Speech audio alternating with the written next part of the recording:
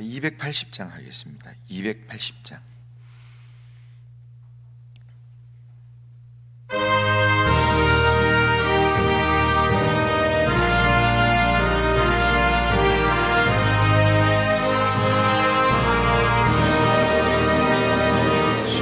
전부여 의지옵소서. 손들고 옵니다. 주 나를 외면하시면 나 어디 가리까. 내 죄를 씻기 위하여 피 흘려 주시니 곧 회개하는 마음으로 주 앞에 옵니다. 전부터 계신 주께서 영죽을 용해 보혈로 구해 주시니 그 사랑하옵네. 내 죄를 씻기 위하여 피 흘려 주시니 곧 회개하는 마음으로 주 앞에 옵니다. 나 예수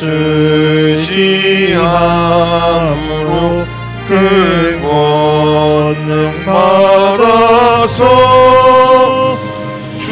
주님께 구한 모든 것 늘 얻겠습니다.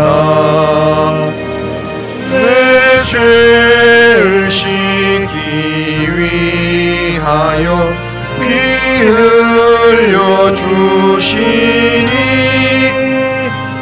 곧 회개하는 마음으로 주 앞에 옵니다.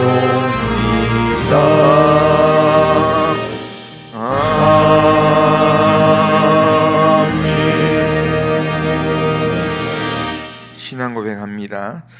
나는 전능하신 아버지 하나님 천지의 창조주를 믿습니다. 나는 그의 유일하신 아들 우리 주 예수 그리스도를 믿습니다.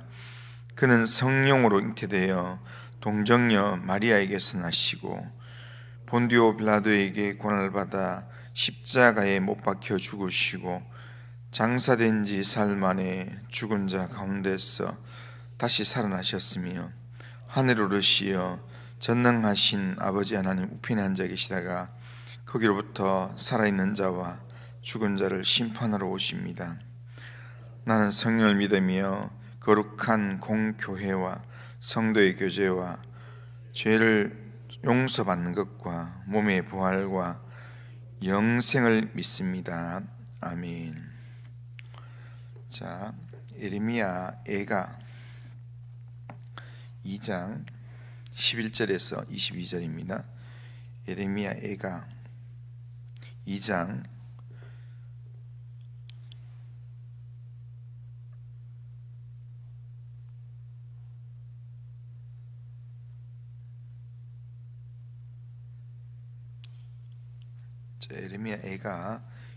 11절에서 22절 한 절씩 교독합니다.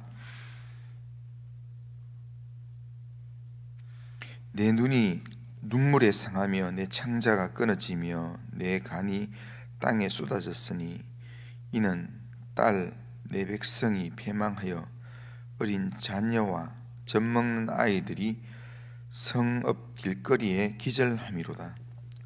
그들이 성읍 길거리에서 상한 자처럼 기절하여 그의 어머니들의 품에서 혼이 떠날 때에 어머니들에게 이르기를 곡식과 포도주가 어디 있느냐 하도다.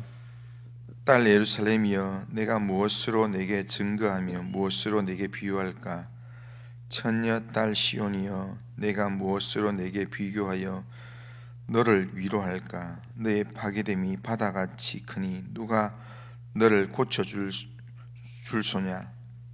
내 선지자들이 내게 대하여 헛되고 어리석은 묵시를 보았으므로 내 죄악을 드러내어서 내가 사로잡힌 것을 돌이키지 못하였도다. 그들이 거짓 경고와 미혹하게 할 것만 보았도다. 모든 지나가는 자들이 다 너를 향하여 박수치며 딸 예루살렘을 향하여 비웃고 머리를 흔들며 말하기를 온전한 영광이라, 모든 세상 사람들이 기쁨이라 일컬던 성이 이 성이냐 하며, 내 모든 온수들은 너를 향하여 그들의 입을 벌리며 비웃고 이를 갈며 말하기를 우리가 그를 삼켰도다. 우리가 바라던 날이 과연 이 날이라. 우리가 얻기도 하고 보기도 하였다 하도다. 여호와께서 이미 정하신 일을 행하시고 옛날에 명령하신 말씀을 다 이루시며 긍휼히 여기지 아니하시고 무너뜨리사 원수가 너로 말미암아 즐거워하게 하며 내 대적들의 뿔로 높이 들리게 하셨도다. 그들의 마음이 주를 향하여 부르짖기를 딸 시온의 성벽아, 너는 밤낮으로 눈물을 강처럼 흘릴지어다. 스스로 쉬지 말고 내 눈동자를 쉬게 하지 말지어다. 초저녁에 일어나 부르짖을지어다. 내 마음을 주의 얼굴 앞에 물 쏟듯 할지어다. 각 길 어귀에 추려 기진한 내 어린 자녀들의 생명을 위하여 주를 향하여 손을 들지어다 하였도다. 여호와여 보시옵소서. 주께서 누구에게 이같이 행하셨는지요? 여인들이 어찌 자기 열매 곧 그들이 낳은 아이들을 먹어오며 제사장들과 선지자들이 어찌 주의 성소에서 죽임을 당하오리이까? 늙은이와 젊은이가 다 길바닥에 엎드러져 싸우며 내 처녀들과 내 청년들이 칼에 쓰러졌나이다. 주께서 주의 진노의 날에 죽이시되 긍휼히 여기지 아니하시고 도륙하셨나이다. 주께서 내 두려운 일들을 사랑으로 부르시기를 절기 때 부름같이 하셨나이다. 여호와께서 진노하시는 날에는 피하거나 남은 자가 없나이다. 내가 낳아 기르는 아이들을 내 원수가 다 멸하였나이다. 아멘.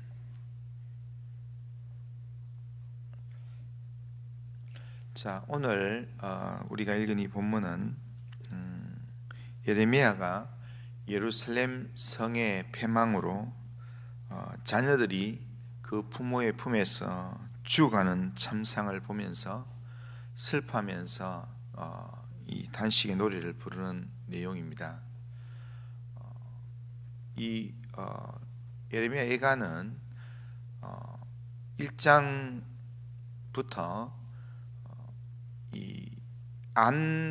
쉽게 암송해서 쉽게 그걸 이해할 수 있도록 1장도 22절까지 히브리어가 거기 자음이 22자입니다. 원래 거기 똑같은 형태가 두 개가 있기 때문에 그까지 합하면 23자지만 반복되는 걸 그냥 하나로 치면 22자입니다. 그래서 1장도 자음 순으로 22절이 되어 있습니다. 그래서 1절은 히브리어 자음 알렙으로 시작하고 2절은 히브리어 자음 베트로 시작하고 이렇게 해서 되어 있는데 2장도 똑같이 22절로 되어 있습니다. 그리고 3장은 3절씩 하나씩 묶어서 그렇게 66절로 되어 있습니다. 그러니까 3절씩 묶으면 22연으로 되는 겁니다. 그러니까 3장에는 이렇게 1절, 2절, 3절이 히브리어 자음 첫 번째 자음으로 시작하고, 또 4절, 5절, 6절이 히브리어 자음 두 번째 단어로 시작하고 그렇게 되어 있습니다. 그리고 4장에는 또 다시 22절로 되어 있어서 그렇게 그 22절 그 내용이 다시 또 히브리어 철자대로 그렇게 22절 진행됩니다. 그러니까 이렇게 하는 것은 쉽게 외울 수 있도록 하기 위한 겁니다. 쉽게 외우고 그러면서 이걸 오래 기억하도록 만들기 위한 하나의 어떤 의도적인 문학 기법입니다.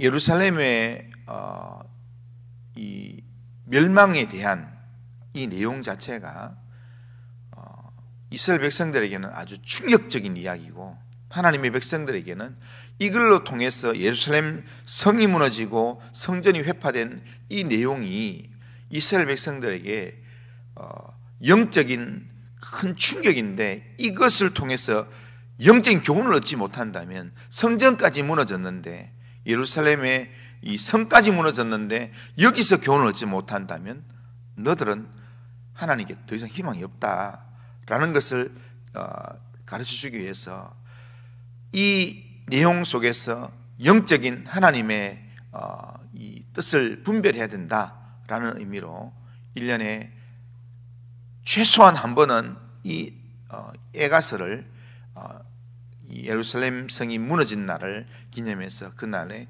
모든 사람들이 이걸 읽으면서 하나님 앞에 범죄했을 때 하나님이 어떻게 심판하시는가에 대한 이야기들을 탄식의 노래를 부르게끔 만들었습니다.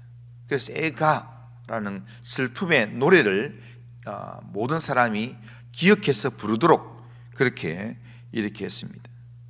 그런데 오늘 본문에서 예레미야는 예루살렘에 지금 자식이 부모의 품에서 굶어 죽는 모습을 보고, 또 부모가 그 자식을 삶아 먹는 걸 보는 그런 아주 기가 막힌 그런 참상을 목도하면서 눈이 상하여 더 이상 울 수 없을 정도로 그렇게 울고 또 울었다, 그렇게 표현합니다. 11절을 보면 내 눈이 눈물에 상하며 내 창자가 끊어지며 내 간이 땅에 쏟아졌으니 이는 딸 내 백성이 패망하여 어린 자녀와 젖먹는 아이들이 성읍 길거리에 기절함이로다. 막 쓰러진다는 겁니다. 예루살렘 성읍에서 어린 아이가 부모의 품에서, 엄마의 품에서 먹을 것 마실 것 조르다가 그렇게 서서히 굶어 죽어가는 그 장면을 보고 예레미야는 창자가 끊어지는 것 같은 그런 아픔을 느끼면서 눈이 상할 정도로 울고 또 울었다라는 그런 표현입니다. 예레미야는 하나님으로부터 이런 재앙을 당할 것을 미리 말씀을 듣고 이 재앙이 예루살렘에 임하지 않도록 하려고 하나님께 돌아오려고 그렇게 백성들에게 전하고 전했습니다. 그런데 사람들은 예레미야의 말을 귓등도 듣지 않았습니다. 그렇게 예레미야가 그렇게 전했지만 예레미야를 때로는 때리기도 하고 옥에 가두기도 하고 그렇게 했는데, 그런데 결국에는 유다가 망해서 이 처참한 환경을 보게 되는 겁니다. 그 정도 되면, 예레미야 측면에서는 내 말 안 듣더니 그래 잘 됐다, 고생 좀 해봐라, 이렇게 할 만할 수도 있는데, 이렇게 생각할 수도 있는데, 예레미야는 자기 말을 듣지 않은 자들에 대한 괘씸한 생각보다는 이 성읍을 뭘로 표현하냐면 딸이라고 표현합니다. 딸 예루살렘, 딸 시온, 딸이라고 표현합니다.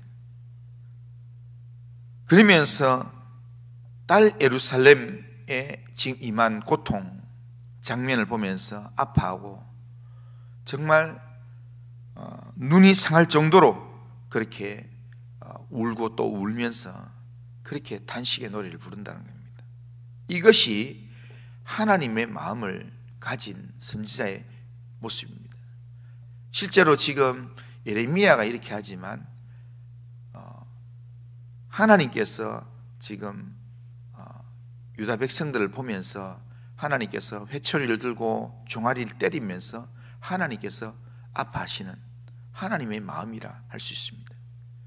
하나님께서 3장에 보면 하나님께서 자기 백성을 괴롭게 해서 징벌하는 게 본심이 아니다 라고 이야기합니다. 그러니까 하나님이 유다 백성들을 이렇게 고난의 현장으로 몰아넣어서 지금 자식이 죽고 정말 이렇게 비참한 어려움을 당하는 것, 이게 하나님이 원래 하나님께서 이렇게 하려고 해서 했는 게 아니라 유다 백성들이 자기 죄악 때문에 하나님이 그렇게 살지 말라고 그렇게 선지자를 보내서 이야기하는데도 불구하고 그렇게 사니까 어쩔 수 없이 그들의 죄악된 삶을 끊어버리려고 그렇게 하나님께서 매를 대면서, 그러면서 하나님이 아파하시면서 눈물 흘리면서까지 그렇게 때리는 모습이라 할 수 있습니다. 유다와 예루살렘이 비참하게 이렇게 멸망당하는 것은 예루살렘의 거짓 선지자들이 헛되고 어리석은 묵시만 보고 그러면서 엉뚱한 이야기로 백성들을 가르쳤기 때문입니다. 예레미야가 분명히 하나님의 말씀을 전했는데도 불구하고 예레미야에게만 하나님이 임하냐 하면서, 그러면서 하나님의 말씀을 바르게 전하지 않았기 때문에 그들이 바르게 하나님 말씀을 전해서 백성들이 하나님 말씀을 듣고 회개했다면 하나님께서 하나님 백성들을 도와주셔서 바벨론의 이 공격으로부터 하나님께서 어려움 당하지 않도록 하나님 인도하셨을 것입니다. 그런데 백성들이 거짓 선지자들의 헛되고 어리석은 말씀을 따라가고 그러다 보니까 하나님을 떠나게 되고 결국 그들 앞에 다가오는 심판을 피할 수 없었다라는 겁니다. 예레미야는 예루살렘 성이 얼마나 참혹한 모습이 되었는지를 지나가는 나그네의 조롱하는 소리로 대신 설명을 합니다. 15절을 보면 모든 지나가는 자들이 다 너를 향하여 박수치며 딸 예루살렘을 향하여 비웃고 머리를 흔들며 말하기를 온전한 영광이라 모든 세상 사람들의 기쁨이라 일컫는 성이 이 성이냐 하며, 그러니까 이 말이 무슨 말이냐면요, 나그네들 지나가는 사람들이 예루살렘의 무너진 그 모습을 보고 이게 온전한 영광이라 하던 그 성이냐, 이게 온 세상의 기쁨이라 불리던 바로 그 성 예루살렘 맞냐, 그러면서 비웃는다는 겁니다. 조롱한다는 겁니다. 하나님의 말씀 무시하고 거역한 결과로 이런 비참한 조롱을 당하는 그런 모습이 되었다라는 겁니다. 그러니까 하나님의 사람이 하나님의 말씀을 무시하고 하나님을 떠나서 불순종의 삶을 살면 결국에는 세상의 조롱을 받는 자리에 서게 된다는 겁니다. 그러기에 우리가 하나님의 사람이라는 이름을 가지고, 그리스도인이라는 이름을 가지고 우리가 세상을 살면서 조롱을 받지 않으려면, 세상의 손가락질 받고 세상이 비웃는 그런 삶을 살지 않으려면 우리가 영적으로 정신을 바짝 차려야 합니다. 하나님께서 내게 뭐라고 말씀하시는지, 하나님께서 우리에게 어떤 생각을 가지고 계시는지 우리가 영적으로 깨어서 부지런히 하나님 말씀을 우리가 들을 수 있어야 합니다. 그렇게 들어야만 우리가 세상을 살리는 빛과 소금의 역할을 감당할 수 있습니다. 우리가 세상을 살리는 빛과 소금의 역할을 감당해야 될 존재가 세상을 살리는 존재가 아니라 세상에 밟히는 존재가 되면 결국에는 세상의 조롱거리로 전락하게 된다라는 겁니다. 예루살렘이, 유다 백성들이 그렇게 전락해서 그렇게 세상 사람들이 조롱이 되고 그리고 또 이렇게 자기들의 삶이 비참한 상황이 되었습니다. 이 모든 내용들이 17절에 보면 이렇게 합니다. 여호와께서 이미 정하신 일을 행하시고 옛날에 명령하신 말씀을 다 이루셨으며 긍휼히 여기지 아니하시고 무너뜨리사 원수가 너로 말미암아 즐거워하게 하며 내 대적들의 불로 높이 들리게 하셨도다. 누가 하셨는가? 여호와께서 그렇게 하셨다는 거예요. 여호와께서 이미 정하신 일을 행하셨다. 옛날에 명령하신 말씀을 다 이루신 것이다. 그러니까 신명기 28장에서 하나님 말씀에 청종하면 하나님께서 들어가도 복을 받고 나가도 복을 받고 너의 떡 반죽 그릇이 복을 받고 너의 집안에 있는 모든 자가 복을 받고 짐승까지 복을 받는다, 이런 이야기하고, 15절 이후에는 네가 여호와의 말씀을 청종하지 않을 때는 네가 저주를 받는데, 하나님의 심판을 받는데, 들어가도 나가도 하나님의 저주를 받는다. 그러면서 하나님께서 옛날부터 이야기했습니다. 그런데 그 말을 안 듣는 이런 유다 백성들 향해서 하나님이 또 선지자 보내고 하면서 그러다가 죽는다, 선지자들이 계속해서 그러다가 저주를 받는다, 하나님의 심판을 받는다, 그렇게 이야기했는데도 불구하고 그 말을 듣지 않고 하나님을 거역하다가 결국에는 하나님도 그들을 긍휼히 여기지 않는, 하나님께서 친히 그들을 심판의 자리로 몰아넣는 그런 삶으로 나아가게 된다는 겁니다. 우리도 회개하지 않고 주의 말씀에 귀를 닫으면 하나님이 참지 않는다는 겁니다. 우리가 하나님을 버리면 하나님도 우리를 버릴 수밖에 없습니다. 그렇기 때문에 우리가 이 유다와 예루살렘의 처참한 마지막 모습을 보면서 하나님의 심판의 이 내용들을 우리가 미리 내다보면서 하나님께서 내게 진짜 원하시는 말씀이 뭔가, 이것을 깨닫고 하나님 앞에 우리가 믿음으로 기도하는 그런 삶을 살아야 합니다. 유다 백성들과 예루살렘에 남은 사람들은 이게 이런 고통이 다가오고 자녀가 자기 품에서 죽고 이러는 때에 백성들이 하나님께 부르짖기를 시작합니다. 18절 19절에 보면 그들의 마음이 주를 향하여 부르짖기를 내 딸 시온의 성벽아 너는 밤낮으로 눈물을 강물처럼 흘릴지어다. 스스로 쉬지 말고 내 눈동자를 쉬게 하지 말지어다. 초저녁에 일어나 부르짖을지어다. 내 마음을 주의 얼굴 앞에 물 붓듯 물 쏟듯 할지어다.